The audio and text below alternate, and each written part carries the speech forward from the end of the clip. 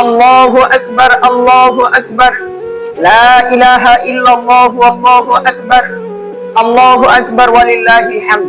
জিলহজ মাসের 9 তারিখ ফজর থেকে 13 তারিখ আসর পর্যন্ত প্রত্যেক ফরজ নামাজের পরে নরনারীর জন্য এই তাকবীরে তাশরিক একবার বলা ওয়াজিব।